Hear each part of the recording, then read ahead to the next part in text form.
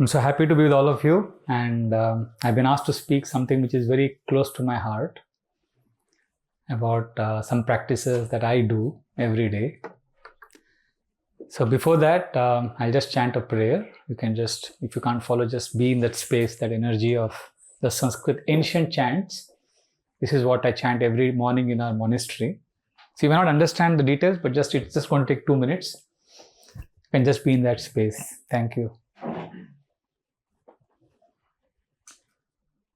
ॐ अज्ञानतिमिरन्धस्य ज्ञानाञ्जनशलाकया चक्षुरुन्मिलितं येन तस्मै श्रीगुरुवे नमः। मूकं करोति वाचालं पङ्गुं लङ्घयते गिरिं यत्कृपातमहं वन्दे श्रीगुरुदीनतारिणं परमानन्दमाधवं श्रीचैतन्यमीश्वरम्। नमो विष्णुपदाय कृष्णप्रेष्ठाय भूतले श्रीमते भक्तिवेदांत स्वामिनिति नामिने। नमस्ते सरस्वते देवे गौरवाणी प्रचारिणे निर्विशेषा शून्यवादी पाश्चात्यदेशतारिणे। वाञ्छाकल्पतरुभ्यश्च कृपा सिन्धुभ्य एव च पतितानां पावनेभ्यो वैष्णवेभ्यो नमो नमः। जय श्री कृष्णा चैतन्य प्रभु नित्यानंद श्री अद्वैता गदाधर श्रीवासादि गौर भक्त वृंद। हरे कृष्णा कृष्णा कृष्णा हरे हरे, हरे राम राम राम हरे हरे। योऽन्ता प्रविश्य मम वाचमिमां प्रसुप्तान् संजीवयत् अखिलशक्तिधरा स्वधाम्ना अन्यांश्च हस्तचरणश्रवणात्वगादीन् प्राणान् नमो भगवते पुरुषाय तुभ्यं। कथाञ्चना स्मृते यस्मिन् दुष्करं सुकरं भवेत् विस्मृते विपरीतं स्यात् Sri Chaitanya नमामितम्।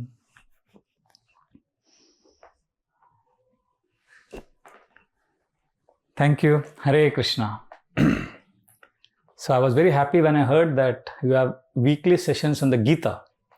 Now I have been studying Bhagavad Gita for the last 25 years, and we are staying in a monastery where every Monday we have a class on the Bhagavad Gita, and rest of the week we study the Gita, and we share this knowledge with others and see if it can help them in their day-to-day lives. So today I would like to share one verse from the 8th chapter of the Gita, which is very provocative in the sense it challenges you to explore a higher dimension of reality. So the verse goes something like this: Parastasmatu bhavonyo vyakto vyaktat sanatanaha yaha sa sarveshu bhuteshu nashyatsu na vinashyati. Krishna is telling Arjuna that everything is perishable in this world. Nashyatsu. Nashyatsu means the physical reality that we talk about, that we experience. This physical reality has a beginning and an end. Like this watch didn't exist at one point of time. Now some of the material elements have manifested and created this object. And after some time, this is going to cease to exist. Right? That's why this is called physical reality. This code, this body itself, this mic stand, this building, this wasn't there 100 years ago, or maybe before that, few years before that, and then it's not going to exist after some time. That's why it's called a physical reality. But Krishna says, Nashyatsu na vinashyati. There is another reality which has no beginning and no end, which always exists. When I heard it first time, I was shocked. What is it? So please get this. One reality is a reality where something has a beginning and an end. But there's another reality where there is no beginning and no end, which means it always exists. So the main teaching of the Gita is that we, all of us, individually, we are part of that reality. We don't die. We have not taken, this body may appear to have taken birth, but there is something within us, this structure, which always exists. Like, okay, how many of you have been to, some very beautiful mountain area or an ocean side, and you felt a deep sense of peace and oneness? Anybody ever experienced that? Yeah, so many of you. Thank you. You know why you felt that deep sense of peace when you're in a mountain or a forest on the ocean side? There's a reason for that. Because compared to our tiny life, which is say 50, 60, 70, 80 years in this body, this ocean seems to have been there forever. The mountains, the trees, the sky. When I look at the full moon, I feel that sense of peace because the full moon seems to have always been there. That moon is there always. So what happens is this. There is something within us which also has always been there. It's never died. It's always been there. So that I meets that which is apparently eternal, which is there. And that's why we feel a sudden sense of, that sense of peace. Because I don't die and I'm meeting someone who also doesn't die. Near the monastery where I stay, we have a banyan tree which the caretaker of that garden says that it's been there for 400 years. When I sit under that banyan tree and I do my breathing, chanting, I feel a deep sense of connection because I feel I'm also 400 years old. I have been there always. I feel as if somebody within this tree is telling me, we are friends. We've seen it all. But because of the structure of the mind, intelligence, ego, and all the other construct of this body, I'm not able to explore it deeper at this stage, but I know intuitively, I can feel it. I can feel that I'm eternal. So Bhagavad Gita is challenging us to explore this dimension of reality. In fact, the Gita begins at 2.13.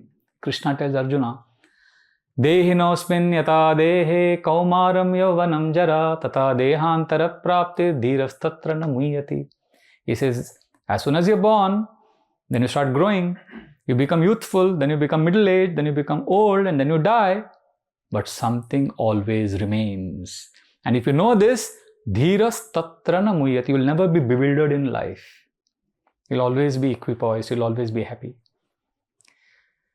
So now, how do we explore this reality? Well, I as a monk, I have 3 practices. Breathing, journaling and praying. These are the 3 practices which I do. These 3 practices are like, entering that, King's Cross station, you have that platform 9 3/4. What happens when you enter that? You enter the world of the wizards, right?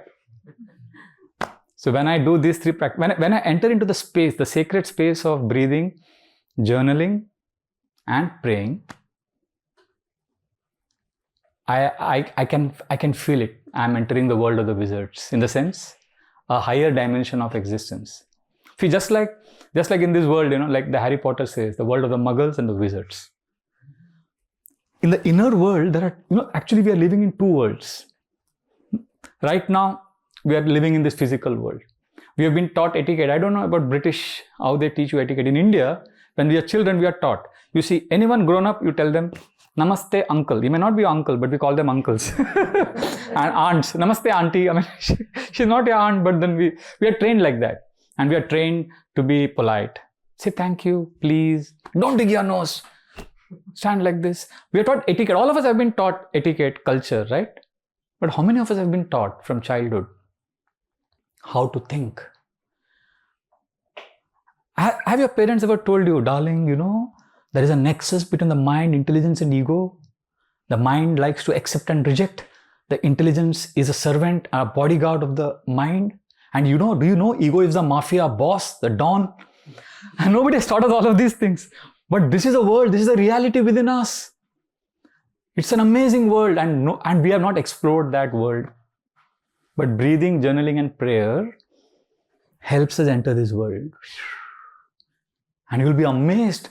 There are laws in this inner world, just like there are laws in this world. Like when we were driving, there's traffic lights, you have to stop, you have to turn right, you can't park somewhere. There are certain laws. Similarly, in the inner world, there are certain laws, there are certain principles. You violate them, you suffer. Just like in the wizard world, they have their own Olympics, they have their own school, they have their own banks, right? They have their own professors. Similarly, this inner world has its own world actually.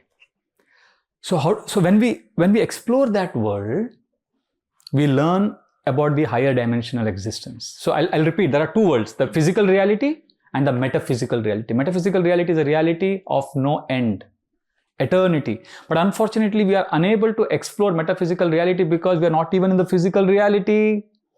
Many of us are lower. We are living at the virtual reality.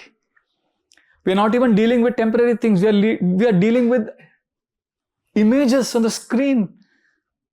You watch rain on an electronic screen, and what is your experience when you watch a beautiful rain scene on an electronic screen, and when you actually see rain outside your window?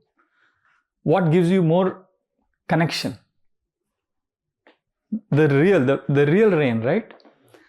So we live in if you live in the virtual reality, then we need to come to the physical reality. And if you're living in the physical reality, then we can explore the dimension of metaphysical reality. So if I'm living in the physical space, then I enter the world of breathing, journaling, and praying. So what is breathing? Sai did that for some time, inhaling to the count of 3 and then chanting Om. But there are other things I do. I take out my phone. I put an alarm for 4 minutes or 3.5 minutes. And as the alarm starts, I sit straight, not stiff, relaxed. I sit with grace and then inhale and exhale, focusing on the sound of the breath. But the mind wanders. In fact, the mind may wander most of the time. That's perfectly okay. In fact, if the mind doesn't wander, there's a problem. If the mind is wandering, congratulations, you are normal. If the mind doesn't wander, then you'll need some help. Or you may be a very advanced, spiritually, very evolved. But I'm okay when the mind wanders.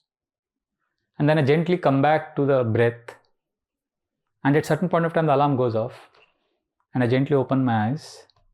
You know what I feel? I feel as if, just like you go to the washroom and flush out the stuff from your body, breathing is like going to the washroom for the mind. It removes a lot of what we call in India kachra. Kachra is like garbage. So breathing is a great tool. So I take at least minimum 7 to 12 breathing breaks a day. And it's very easy. Just pull out the phone. Actually, you don't need the phone all the time. You just, anywhere you can sit. Like when we came for this program, we parked the car and we were about to get off. I said, wait, we have 3 minutes? He said, yes. Then I sat in the car and our driver, Dhaval, was just sitting next to me wondering what I'm doing. And then after, I think 5 minutes, I was ready to come here. I feel connected. Breathing is one. Second is journaling. Journaling is something which is like my shelter. There are many types of journaling. This time is not, I can't talk about all of that, but journaling is essentially putting our thoughts into paper. Not just the thoughts. See, just like my voice, just like what I'm speaking now as a voice. Like speech can be recorded, right? It has a voice. Even thoughts have a voice. So when we write, we can actually see the thoughts. And then not only thoughts have a voice, even the feelings have a voice. We can't know. It's very fluid. It's very abstract. But the practice of journaling helps us recognize that I am different from my mind. Like, I'll give an example. When I write journal, like I write something like this. Right now, I'm feeling a little cold. Now my mind is telling me, get up and go to the washroom. Now my mind says, you are thirsty. Now my mind is asking, what will you speak tomorrow for the program? Now the mind says, oh, you have to call up your friend in India. I'm just writing whatever mind is saying in third person, as if mind is sitting next to me. And then I write it down. At one point of time, I realize, before I complete the sentence, my mind has spoken 7-8 things and I've forgotten all of it. Mind is so fast. But by this practice, gradually, I've realized that I'm able to see my mind. It's an amazing realization. It's like as if, imagine somebody sitting next to you on your left side, and he's 10 foot tall, huge, nasty, and he's constantly grumbling, shouting, and we are like obediently listening to him. Yes, yes, yes, yes, sir, yes, sir. And he's ordering, he's telling us to do so many things, and we're just following him blindly. And then there is somebody on your right side, and we call that person as Krishna, God. Or if you're a Star Wars fan, you can call that as the Force. Or the consciousness, or universe. Different people call by different term. So Krishna is the personalized aspect of God. So we understand, according to the Gita, Krishna is on our right side. But I can't hear him. I can't hear the voice of my higher self. Because the voice of my mind, intelligence, ego combined, M-I-E, is huge. He's constantly shouting. And sometimes he appears to be my friend. And sometimes he's my enemy. I don't know who he is, what he is. But I'm obediently listening to him. And his voice is loud, fast and attached. And Krishna's voice is soft, slow and detached. But I can't hear his voice because I'm only hearing my mind's voice. Journaling has helped me separate the two voices and has helped me turn my neck from my left side and listen to see Krishna. Not that I'm seeing Krishna, but I hope you got it. The point I'm saying is we can access our higher self by the practice of journaling. But there is a caveat here, like you need to also have a practice of associating with others. Human beings are social animals. We can't be living in our own bubble. We need to have healthy social interactions. There's no excuse for that. I'm not saying that we need to avoid all social interactions and just be on your journal. No. Also, we need higher wisdom. And also we need some practices of goodness, like, taking a shower, trying to get good rest, eating healthy, leading a balanced, slow life. It helps. All these things help and they give us the best results in journaling. So journaling is not an isolated practice, but journaling is extremely powerful. And I personally been able to see my mind for what it is and recognize I call my mind in my journal, sometimes I call my mind as Gollum. Gollum is a character from Lord of the Rings. I say, now, because Gollum, we don't know whether he's serving his master or he's plotting to kill him. He's doing everything. So sometimes I give a very sweet name to my mind called Chanchal. Chanchal is an Indian name, which actually literally means fickle. But Chanchal is also a very sweet sounding feminine name. So being a monk, we don't have a companion. So I call my companion, my Chanchal, my mind. So I say, Chanchal is now saying this, or whatever mind is. But when Chanchal's tantrums are unbearable, then I turn Chanchal into Gollum. Gollum is saying this, and because the vicious grip of the mind is a reality. All of us are under the grip of the mind. And a spiritual practice is successful when we're able to separate ourselves from them. Just like I'm not this watch, the watch is separate from me. The day I realize my mind is not me, I'm not obliged to follow what the mind is saying. That's a success in spiritual practice. Right now, our identity is merged with the mind. When the mind speaks, I feel it's me. It's not me. It's the thoughts. So journaling is a great tool. There are many types of journaling. So one of them is this, what I called just now as now journaling. What's happening now? Just write it down. Or awareness journal. Whatever is happening now, just put it on paper in third person. So that journaling is called awareness journaling, and this helps us separate ourselves from our mind. So first is breathing, second is journal, and third is prayer. Prayer is I sit in front of Krishna, the sacred altar, and I say, Krishna, I love you. Krishna, I want to serve you. And then I pause. I just be. I listen. If there's something the Lord wants to tell me. See, just like in a healthy conversation, in a healthy relationship, you can't say, I have a great relationship with my partner, I keep talking and he or she keeps listening. That's it. Is that a great relationship? You listen also, right? You don't just talk. Similarly, in prayer, we just don't pray to the Lord. I chant. Like when Sai was singing, I was listening to what he was singing. And then in response, when I was chanting, I was praying. So being in that sacred space and just listening is an important element of prayer. So I sit, and sometimes when I sit, I see my mind wander everywhere. So I don't hear Krishna, I'm hearing my mind. It's okay. Come back gently again. Krishna, I'm trying to connect with you, but I'm lost. I love you. I want to connect to my higher self. I want to be with you. And then again pause. So in that 10-minute session that I have, I feel that embrace of Krishna. I feel that connection, deep connection. So I call this as BJP. It's not a politically good acronym to be. In India, I never use this because BJP is like a political party. So. But it's easy to remember. B for breathing, J for journal, and P for prayer. And sometimes what happens, there is a dance of all the three. Like I'm breathing, I also pick up my journal, and I'm also able to, all the three happen simultaneously. That's like you have, Messi, Mbappe, Ronaldo, and all of them in the same team. What will happen? It will be like an explosion, right? So that also happens sometimes, and it's a beautiful, enriching experience. Praying, breathing, and journaling. So, and I have verses from the Gita which corroborate these practices. Like 15th chapter, Krishna explains very beautifully in the verse number 15. Sarvasya chaham hridisannivishto matta smritir jnanam apohanam cha vedescha sarve rahameva vedyo vedanta kridveda videva chaham. Krishna says, Arjuna, I am right next to you. And from me comes remembrance and forgetfulness. Just turn to me and see me. So Krishna is appealing to us.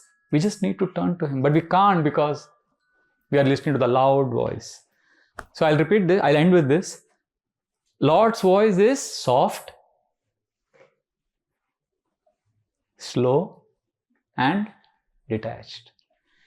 And the mind's voice is loud, fast, and attached. Like an example, I'm in my prayer session and I hear this soft voice. Vraja Bihari, pick up your bead bag and chant. I can feel that, I can hear that voice, but suddenly the mind fearing insubordination, mind fearing that rebellion, mind fearing that I'm going to release myself from the mind's grip. The mind shouts, no, check your WhatsApp now. Send in the text immediately. Now, yes. And then mind is attached, fast and loud. But when I write it down, I puncture the mind's bubble, the rant. And there's a point when I suddenly see, it's like a partner who is constantly ranting. And then suddenly he or she has nothing to say because you've heard everything. And you can actually see the mind quiet. And when I'm writing my journal, I have nothing to write because the mind has nothing to say. That's when I am at the soul state. That's when I can turn to Krishna. And then when I read those 4 magical words, Krishna, I love you. Wow, I can feel that love from Krishna. I can feel loved, and I can see that my expression of love is also very, very real. It's different from, I begin my journal like this. Krishna, I love you. Krishna, I want to serve you. Oh God, all those things. But then there is no energy in that because the mind is still very active and dominant. But the more I start writing what the mind is saying. At a point of time, the mind has nothing to say. And then when I repeat the same lines, Krishna, how can I serve you? Krishna, you mean so much to me. I can see so much of energy in those words. I can see that those words reinvigorate me. They catapult me to another dimension of existence. So this is for real, journaling. So these are the 3 things I wanted to share: breathing, journaling, and praying. I'll pause here. I want some questions or some discussions on this. If you have any, I can share my thoughts because I've been doing this for last so many years, and I can share if you have any doubts or questions or queries. Hare Krishna.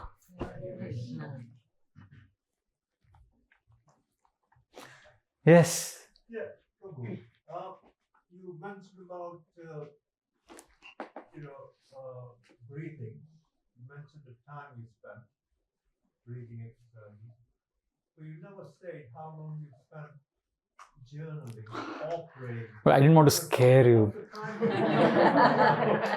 Because I write sometimes for... One thing and then you stop there. Because journaling, sometimes I write for 2.5, 3 hours. So I didn't want to scare you. No, journaling is, you can begin with 5 minutes. See, there is a problem here. I don't want you to do it because I'm saying it, because you need to find your own areas of... see, what spiritually nourishes me may not really nourish you, but there is something common, which is connection to the Lord. But how do we connect? Some of us connect through chanting, some of us connect through journaling. But journaling for me is my favorite. I can write for hours and hours. Sometimes I write for 2 hours, 3 hours. And praying also, every day I chant minimum 2 hours. And then extra I do. I know you may say, oh, you're a monk, you have no responsibilities. You can do that the whole day. No, but I do also. I travel, I meet people all the time. That's why even when I'm busy, I manage to write journals for at least 10 minutes every day. 10 minutes minimum. And praying, the minimum chanting I do for 1 hour 45 minutes, which has become a part of me now. Other than that, extra chanting sometimes I do. Does that answer your question? Yes, thank you. I've got another one. You talked about consciousness, right? And from my understanding, there's only one consciousness, and we're all part of it. Yeah. And you're calling that one consciousness Krishna. But are we not all of us Krishna? Krishna explains this in the Gita very beautifully. He says, Mamevamsho jiva loke jiva bhuta sanatana manah sastani indriyani prakriti sthani karshati. He says, everyone is me, but I am not them. In the sense, it's like, like for example, right now, I heard you have online classes every week and then once a month you meet. So in an online class, if I'm taking an online class and you hear me, now also you are hearing me. So you know me to a certain extent by my speech, but not fully. So I am present in my speech. The speech is me. But I am also separate from the speech. Speaker is same as the speech, but different. Similarly, that one consciousness is spiritual, Satchidananda, eternal, full of knowledge, full of bliss. We as parts of that, we are also eternal, full of knowledge and full of bliss. But we are not, we are same, but we are different. It's like who is your Prime Minister? Rishi Sunak. Right? He has a British passport, obviously. He is British. Some of you are British here. So, you say Rishi Sunak is British. The Prime Minister is British. I am British. X is equal to Y. Y is equal to Z. So, is X is equal to Z? So, can I say I am British, the Prime Minister is British, so I am Prime Minister? No. I am not the Prime Minister just because I am British. Similarly, Krishna consciousness, supreme consciousness, whom we call as Krishna, is Satchid Ananda, eternal, fully cognizant, fully blissful. I am also fully cognizant, fully blissful, but I am not that supreme consciousness. I am part of that. I am that consciousness, but I also have an identity. That's when the bhakti happens. That's when the relationship reciprocation happens. A loving reciprocation happens when you and I, we are one in spirit, but we have dynamic exchanges because we are different. So we are understanding the bhakti traditions we teach and we learn. Achintya bheda abheda tattva. We are inconceivably one with that supreme consciousness and also simultaneously different from that consciousness. We are one because we are also eternal, fully cognizant, fully blissful. Like a drop of water in the ocean is also salty, and the ocean is also salty. But that ocean drop is qualitatively the same as the ocean, but quantitatively different. So we are qualitatively the same as the supreme consciousness, but quantitatively we're tiny. And that's where the beauty is. That's where the mellow, the juice, the rasa is in a relationship. Because you can have a loving dealing. As a bhakta, in a bhakti yoga tradition, I can love the Lord. If I think I'm the Lord, then there is no loving exchanges. So we prefer to have this kind of a relationship. And this is also based on the scriptures. Is that okay? Yes, thank you. Thank you. Yes. Hare Thank you so Krishna. much for your session today. I have two questions. The first one is when you talk about you have to listen to your inner voice, can we even call that as intuition? Yeah, intuition generally, if we don't have access to higher wisdom, like for example, right now we are listening to the Gita. So if you have a culture, if you have a practice of listening to a knowledge which is higher than my mind, intelligence, and ego, then that higher voice could be intuition. Otherwise, our collective experiences of this world. So we go through different experiences throughout the day. We read, we meet people, and then we are directed to do some things, and we hear that voice. That may not necessarily be the higher voice. It could be the intuition. It could be that, but that intuition is formed based on worldly collections. It's based on memories or impressions collected from the physical reality, not from the metaphysical reality. That's why when I talk about journaling, I always make this clarification that journaling has to be integrated with accessing higher wisdom, having social interactions, having the willingness to have good, healthy relationships with others. Because journaling without this, journaling as an isolated practice can be disastrous. Like Hitler wrote journals every day. And he wrote the Mein Kampf. And he was responsible for the Holocaust. So Stephen Covey, in his 7 Habits of Highly Effective People, he says, journaling without a conscience can make you Hitler. So I'm aware of that because, when I write journals and I don't access higher wisdom, then my mind is very crafty. Mind can come through the back door. See, mind can come like this and stand here. Mind is very crafty. You think, just when you think, sometimes I've seen people say, oh, my mind is so nasty, Prabhu. Mind is so horrible. Oh my God, mind terrorizes me. And as he's saying this, I know he's not speaking, it's a mind. The mind has come through the back door. When he's admonishing the mind, it's not he who is admonishing the mind, because if it is he would be at peace with himself. He's not in the I state, he's not in the soul state. So answer to your question is yes, intuition generally is formed based on whatever we collect from this world. But if you are collecting from the physical reality, then that intuition is not a big deal. That's not actually God's voice.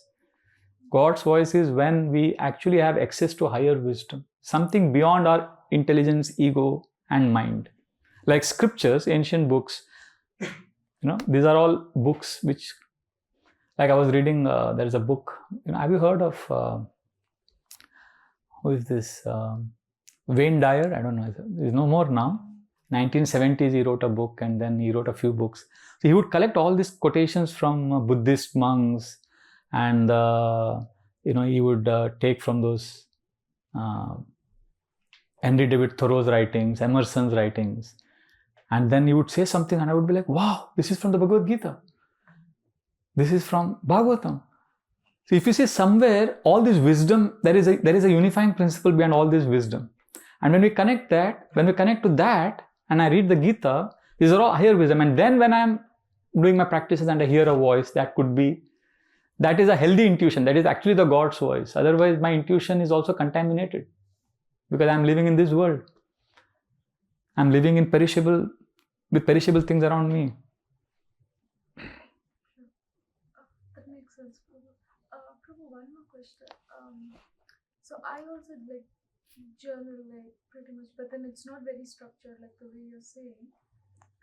But then sometimes when I'm journaling, there are a lot of things in my mind, okay? But the moment I sit down to journal, I'm like, and I don't know what to write. Yeah. So I kind of feel stuck. I can share with you some tools by which you can really feel empowered by journaling. Because journaling because the mind, it's the mind's vicious grip on you. Mind doesn't want you to be free from its clutches. Gollum is sensing danger, freedom. You are being freed from the captivity of your mind. So there are some see, what I spoke, it may appear to be very structured, but it has evolved over the years. Actually, the best journaling is spontaneous. But still, to give some direction, you can start what is called as free writing. Free writing is an amazing technique. Take out your phone, put an alarm for say 10 minutes. try this exercise. The alarm starts, you take out your pen and you just start writing whatever damn thing comes in your head, heart, mind, just keep writing. And suddenly you will go blank, as you said. When you go blank, what do you do? Yes. You got it. I've gone blank. I don't know what to write. What is this stupid exercise Vraja Bihari has given? But I'm going to try this. Just write. Don't stop the pen till the alarm goes off. So by this practice, after some time, you will realize that there are a lot of layers, you are peeling it off actually. And you'll be able to access the real self over a period of time. And it doesn't take long. But then that's one way. That's called free writing. Another thing you could try to experience the benefits of journaling. This is an amazing, I was sharing it today with someone. Hey, my bag, can you get my bag, somebody? My bag is there. I want to show you something. This is extremely powerful. These are some of the things, when journaling becomes exciting. And you just, that's the reason sometimes I'm able to write for hours. Thank you. Keep it here. So I carry my journal all the time. So I brought this from India. This is a notepad I carry. And this is the first page, 2024. So I've already written 150 pages this year. So there is one section. So what I do is I keep writing, and then I have got something called as a blessing journal. Blessing journal is I write a name. And then next to that name I write Krishna, please. These are two common words for every name. Krishna is God. Please is a prayer. So I write a name and then I write Krishna, please. Just now, before coming here, I saw a message from one of my friends from Delhi. He's got cancer. He's gone through 12 cycles of chemotherapy. And he was writing me his report. So tomorrow's morning journal would be something like this. I write this devotee's name, Sunil, Krishna, please give him good health. Let his chemotherapy cure him completely of his cancer. Let him come out of it. And then I write some recollection from him, about him. Maybe 1 or 2 sentences. Then I go to the next name. I'm sure all of us know at least 5 people, at least 50 people in our lives. We can write a prayer for some of them at least 5 or 6 people every day. And then you will see, initially you may feel stuck, but if you take a deep breath and then start writing, and when you write a prayer for 5-6 people, you will feel, wow. See, we are nobody to bless others. We are ourselves struggling with our own mind and senses. But that act of praying for others and offering a blessing is so empowering. You feel a surge of positive energy. You feel rich. What is more important? To be rich or to feel rich? I know what you're thinking, Prabhu, both. I know most people say, I want to be rich and feel rich. But if you had a choice, you could be either rich, be rich or feel rich. What would you opt for? Feel rich. So these are practices which, and the advantage of, it's better to feel rich than be rich. The biggest advantage is you don't have to worry about paying taxes. if you are actually rich, you're always in anxiety. So praying a blessing journal is a great tool. Like today I met around 7 to 8 different people since morning. And somebody told me he's lost a job. I told you about this Delhi devotee, he's gone through cancer. And then one of my friends, I was telling in the car, one friend of mine called Dhaval from Bombay. I know him since 2006. He drowned in a swimming pool. He died 3 days ago. So tomorrow's blessing journal would be a prayer for him and remembering him. He's not there to receive and know how much I'm praying for him, but I'm entering that space, of that energy of gratitude, blessing. And that's a gratitude journal. That's a completely different journal in itself.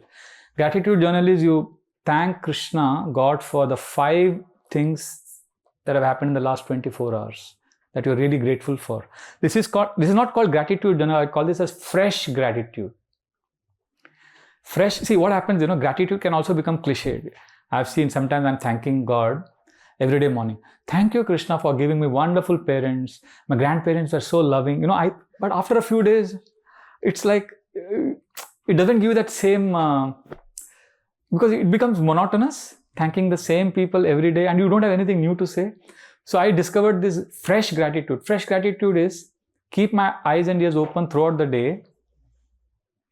and see what amazing things are happening, what amazing things have happened in the last 24 hours, for which I'm really grateful.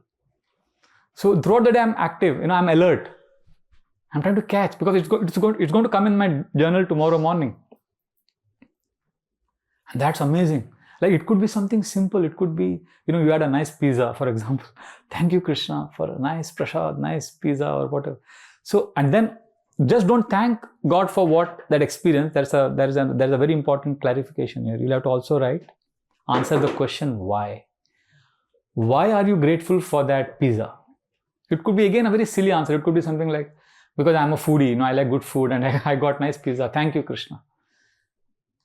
Or tomorrow morning I'm going to write, thank you, Krishna, for this Think Gita talk. Why?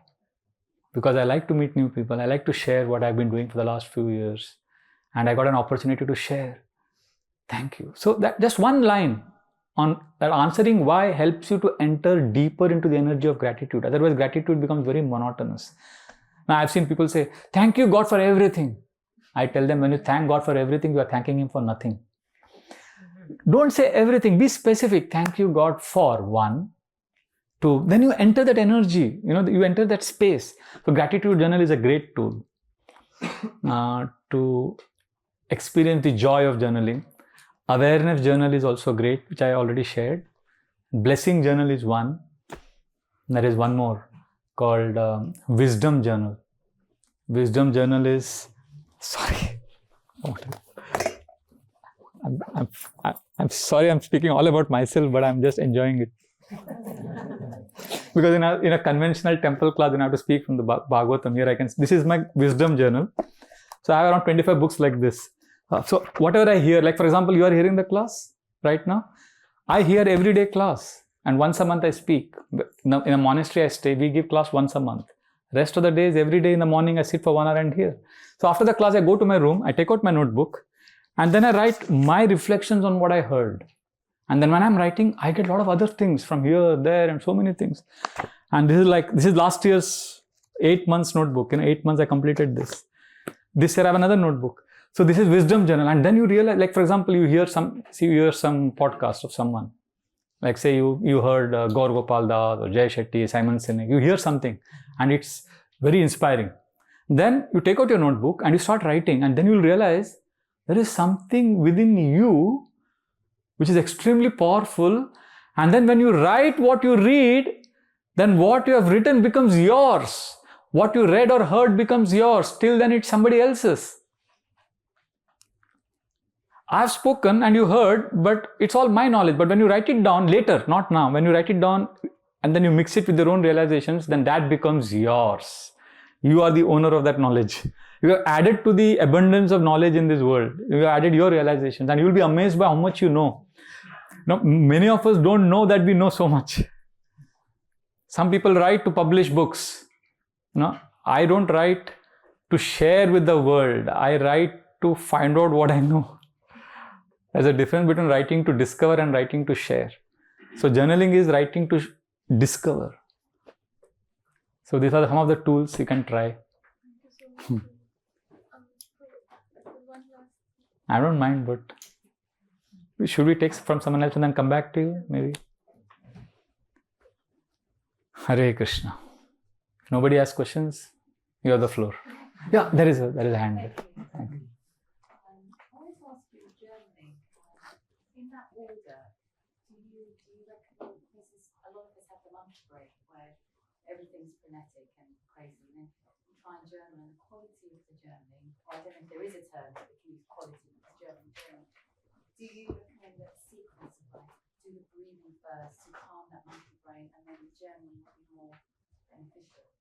That's a good idea. I do that also. Actually, the first thing I do is breathing. I slow down my mind, then I journal. Sometimes when my journaling is very erratic and I'm lost, I drop the journal. I inhale and I pray and I relax. I sometimes do shavasana. Those of you know yoga, I just lie down for a few moments. Because sometimes the experiences we go through are very intense. and that has an effect the next day.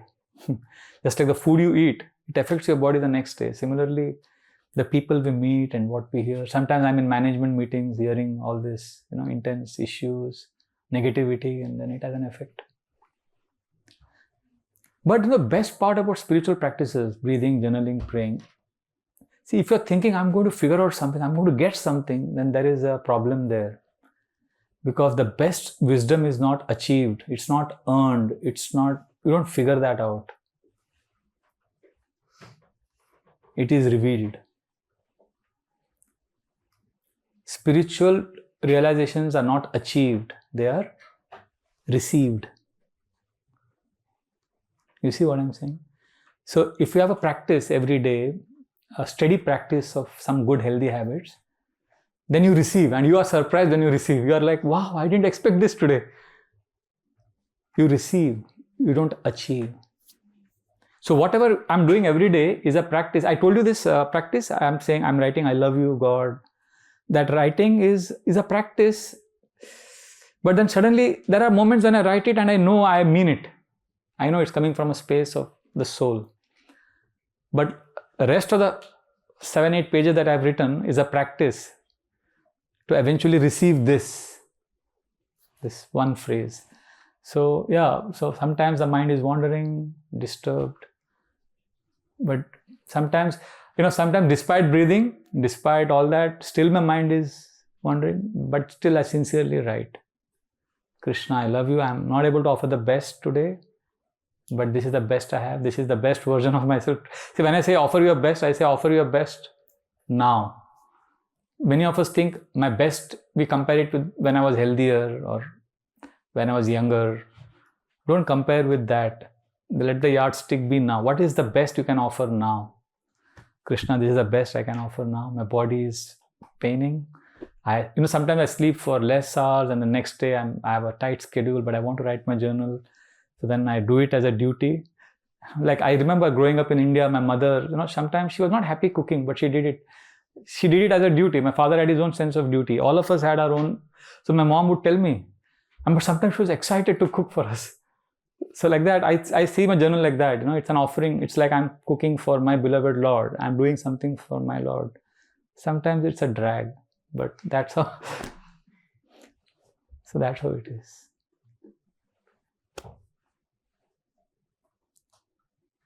Yes. Roman? No, I'll talk to him in the car. We're going back together. I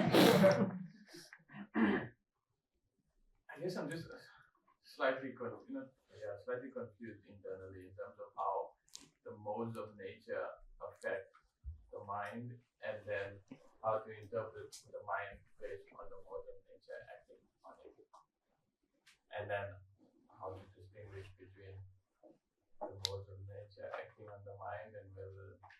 And then, how to just bring it all into it. See, what you're speaking about is this. You are in the space of struggle right now. I'm seeing a lot of struggle in your. So there are 3 areas. There are 3 spaces we live in all the time in the inner world. So as you're talking, I can see that you're in the world of struggle, right? You're trying to figure out something. When you're trying to figure out something, we're in the world of struggle. There is another world we live in, sense gratification. Gratifying, I may be in the temple atmosphere and there is beautiful chant going on, but I may be thinking of pizza, samosas and a feast. So that's a world of sense gratification. And sometimes there's a beautiful kirtan going on and I'm thinking, I have to send this email tomorrow, I have to get this thing sorted, I have to buy groceries, I have to send a satellite to the space, whatever. Struggle is when we are trying to meet some gap. So we are either in the struggle space or the sense gratification space.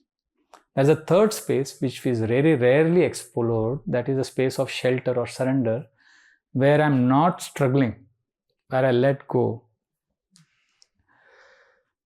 So this question which you asked just now, if you put that in journal, I don't know who I am, I don't know how the modes interact.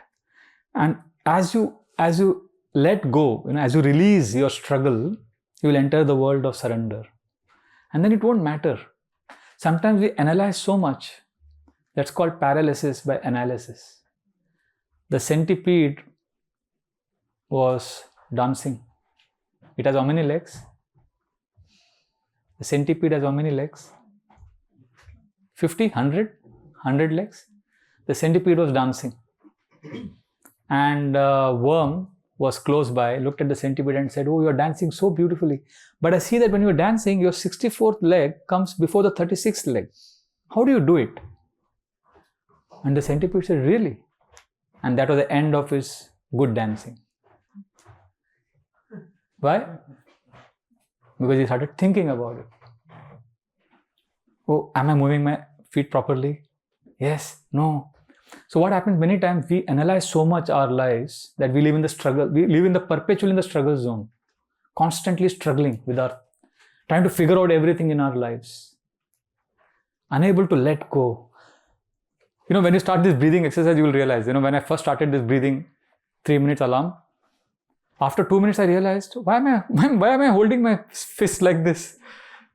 I slowly started, my body, we don't realize our body is many times stiff. We don't even realize it, but when you consciously relax and breathe, then you start loosening the body. Similarly, the mind is also stiff. You want to figure out everything, you want to have everything structured. But when you start journaling, breathing and praying, then you let go. And many of the answers are revealed. And sometimes it doesn't matter. Like yesterday, I went for a program, I gave a talk, and then during the question answer, somebody asked a question on Mahabharata, somebody asked something on feminism, something. And I was saying, yeah, and I was enjoying it. Everybody was talking. I was not in a desperate need to prove any point or give an answer. And everybody was enjoying speaking and arguing, and I was having a good time. And then after I think 20 minutes, they all looked at me. "Hey, you are the one who's supposed to give a talk. What is your opinion?" I said, "No, I'm enjoying it. Go on." So the point I'm saying is sometimes, we want to be involved. We want to be figuring out everything. We want to be active. No, sometimes just let go, surrender. Chhod do. So, answer to your question is, you're trying to look for, what I understand is you're looking for a unifying principle. You're looking for that one thing which will answer everything. But that doesn't really happen like that. Let go, things will be revealed. We need to trust the universe.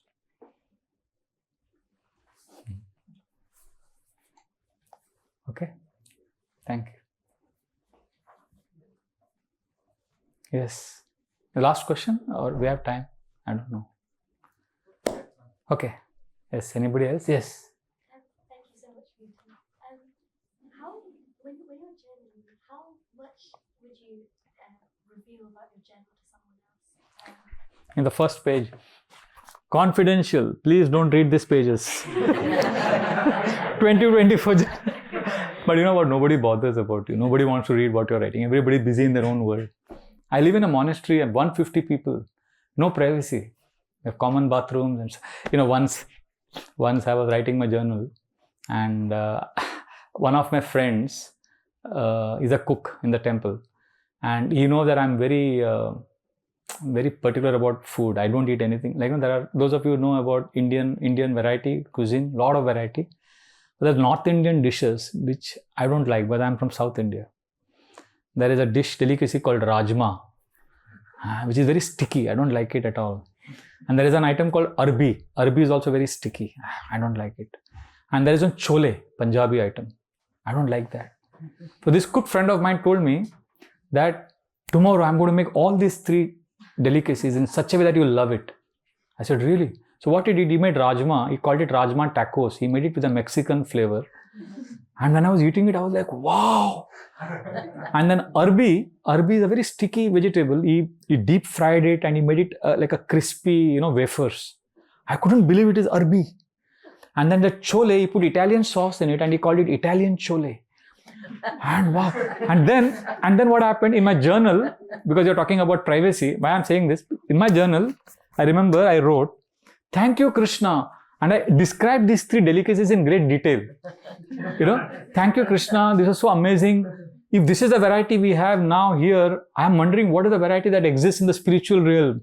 Like that, I was thanking Krishna for it. And suddenly I got a phone call. And I kept my journal there and I rushed. And that phone call was from the temple president. He wanted something urgently. So I dropped that phone and I ran. Meanwhile, my journal was lying like this. And one of the new monks who had just joined the ashram, who looks up to me as a senior monk who is self-realized and evolved and etc. He was cleaning and he saw my journal. Prabhu is thanking for, Rajma and Chole. What is this? And then I didn't know he's read it. And then next, after 2-3 days when we were taking lunch, he said, Prabhu, I have a question for you. I said, yes. I thought, in Bhakti Yoga, we thank God for the opportunity to practice Bhakti Yoga. We thank God for the opportunity to chant the holy names. But you are thanking God for food and that too, something so mundane.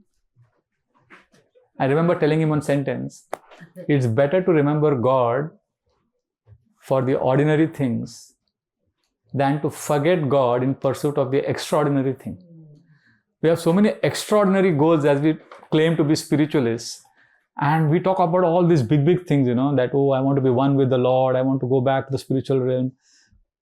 And that in that pursuit of that extraordinary thing, many times we forget God. But sometimes the ordinary things like your attachments to your family, your friends, your emotions, when we offer them to Krishna, and then even if people read it, then you are safe. Also, what I suggest is, sometimes it's something very private. What I do, I scratch it, or I take the paper and I offer it to Krishna and gently tear it off. If it's too embarrassing, or if it's going to bewilder someone, I do that also. Or now I like Keshav Maharaj. He puts everything on the computer, and it's password protected, I guess. But I tried it. I can't do it on the computer. I tried it for so many. I prefer to carry a heavy load of paper than to, because it's like you love someone. You could always send a text message to him or her, I love you. But when you write it down, there's something special about paper and pen. I don't know if you can relate what I'm saying. Also, maybe I'm from I was born in 1973. I grew up with paper and pen, so I think I can write better. But yeah, so this one risk is there. People may read, but then I personally feel people don't care. They don't bother. Everybody's busy in their own troubles. So, and then also I tear it off sometimes. Thank you. Anything else? Anybody? Yes. Thank you so much. It's lovely to see it in person. Yeah. I guess my question is kind of around the way that we see the mind, like in a Vedanta sense, versus I guess in psychology and kind of the role of therapy, right? And they're like very interested in those thoughts. And the way that you kind of talk about the mind is very much like, okay, let's quiet it down. I just wonder if you see any of those thoughts, especially within the journaling process, as actually quite relevant. And I guess what strikes me is, maybe someone's in therapy for something they've experienced in this lifetime or in a past one around kind of trauma, and whether the healing is kind of in just letting all of that go, or actually there's a part of healing is kind of actually in the thoughts as well. Yeah, I'm glad you asked this. See, what happened is I generally, because I'm not professionally trained emotional healer, or I don't have a degree in psychology. So what I do is I take the humble stance. I always say that professional help is best for persistent issues. Having said that, I have deep faith personally in journaling, the ability of journaling to heal lot of deep issues, because I have gone through that. I've made that discovery, and I know some very close friends who got immense benefits from journaling in coming out of depression and many other issues. But because I'm not a professionally trained psychologist, I can't claim. I don't have scientific data to substantiate my claim. So that's why I keep a low profile. I say, you go to the best professionals. But I have faith in this because I have discovered my own patterns. I have discovered, okay, now I'm compelled to share this. I grew up in a small village in a temple town with my grandparents, who are typical Indian, God-fearing, pious people. And my grandfather was when I look back now, he was a very diffident person. Diffident is, very, I won't say servile, but very humble and very meek. Financially not endowed, poverty-stricken, fearful. But I myself, as a person, I had something within me which was enterprising and adventurous. Like as a 7-year-old once, I got lost in a place and then I walked in the middle of the night. So there were some instances when I was very fearless and I was actually, I had symptoms of a spiritual seeker. But I grew up with my grandparents. So I grew up in an atmosphere and I inculcated a lot of fear. So during my journaling, once it was a marathon session, I was writing for hours and hours and the whole thing came out. I could trace all my problems, whatever challenges I've gone through in the last, whatever years, as a reflection of some fear that I'm carrying. And this fear is coming from my childhood, my growth, and everything just fell in place. And it was like you see those suspense thriller movies when the last 5 minutes, all the dots are connected. And throughout the movie, you don't understand what's happening. You see some painting hanging and some gun hanging somewhere, and you're wondering why the camera is zooming in on that for 1 minute. And in the end, the last 5 minutes, you realize, oh, the bullet was fired from back of that painting, or that gun was lying there because the murderer used it. All those things make sense only in the end. So journaling has given me those kind of epiphanies. And I'm like, oh, okay, I'm a combination of a fearless spiritual seeker, and I'm also made up of fear and childhood, all that impressions. And then that makes me, I'm completely at peace with who I am. I have seen this healing me. So I have faith in this, but because I'm not a trained specialist, I can't guide you or someone else who is in difficulty. I would suggest to them rather you go to a professional. But it has helped me. And the best thing that this has done to me, I'll just take 2 more minutes on this. This is a powerful thing. Okay, I briefly mentioned it during the talk. See if you can get this. Words. This is called in Sanskrit, it is called Vaikari Vak. Vaikari means what is sound that is produced and manifested. Like if I say, I want to go to Think Gita class. This sentence which I spoke, I want to go for the Think Gita class. This is called Vaikari Vak. This is a sound which is manifested. But there is sound even in thoughts. I had a thought, I want to go for the Think Gita class. It wasn't produced. That sound didn't come from my mouth.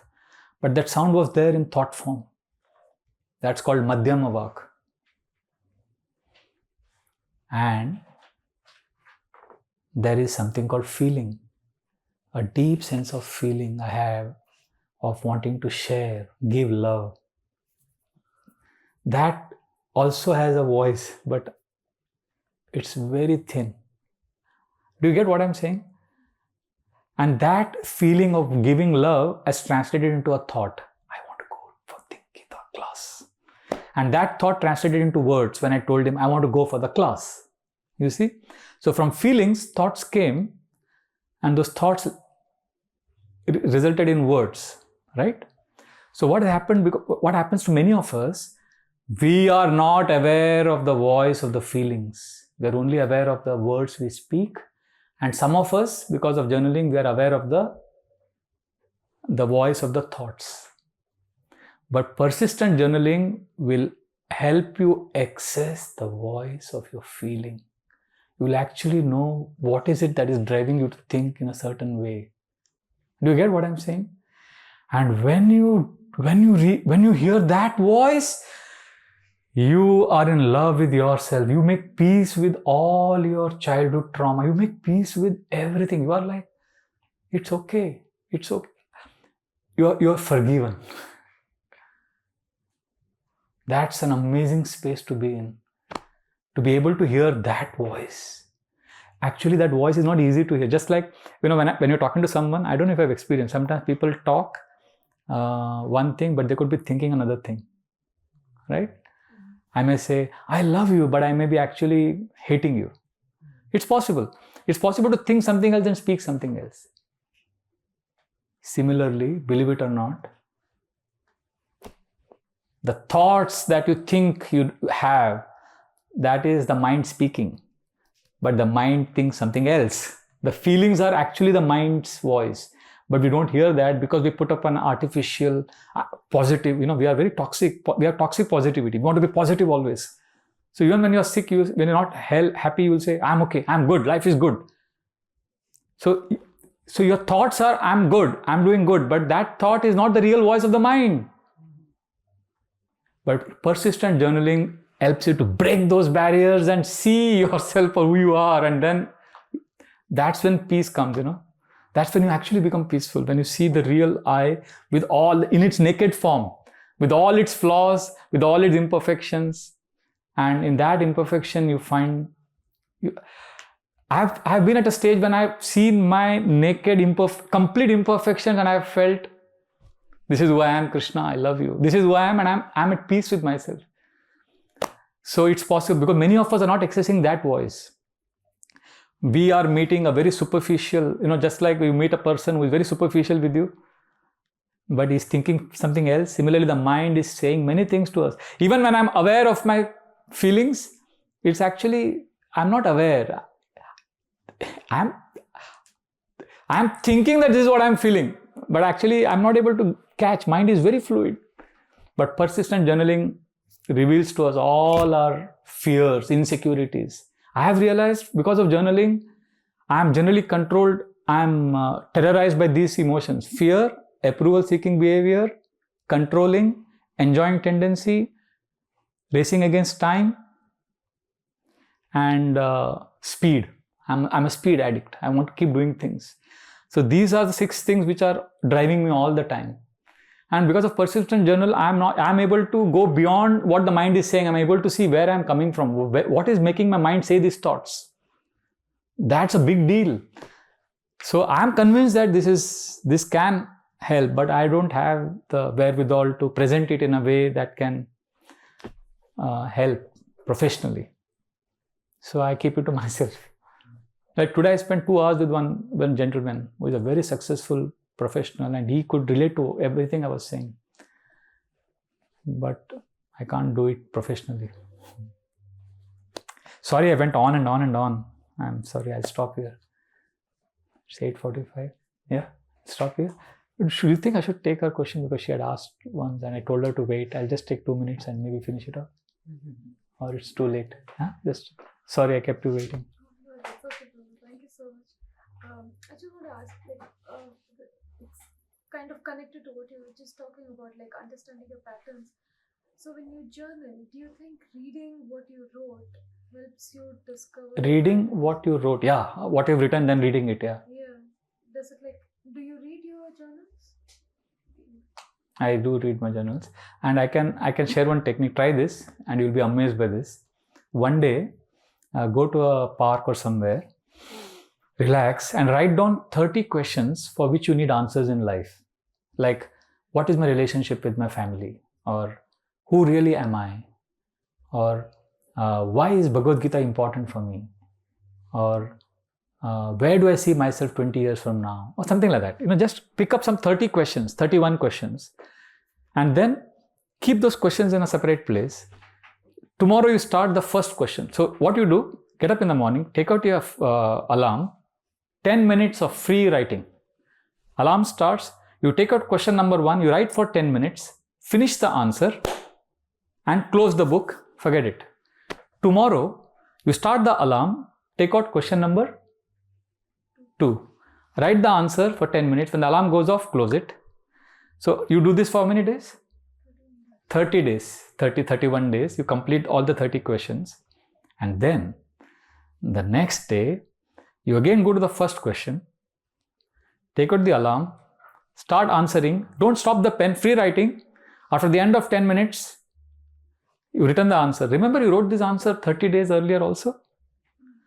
After you've written the answer, take a deep breath, read that answer you wrote, and then compare this answer with the answer to the same question you wrote 30 days earlier. Sometimes it may be the same answer, but sometimes you'll be amazed by the difference in the answer, and you will see how you have evolved, how journaling has broken some layers, peeled off some artificiality, and you will be amazed by what you discover. You will say, this is what I'm writing now, and this is what I wrote 30 days ago. So that reading is another experience in itself. Does it make sense what I'm saying? Try this. These are all what I'm saying is all theory, unless you try it. So reading helps. But don't just read just for the heck of it. Try something exciting. Okay? We'll stop here. Thank you very much for your kind attention, and sincerely I want to thank you for giving me a chance to share, because I can't share all of this in an official conventional Bhagavatam class forum. Hare Krishna. Thank you.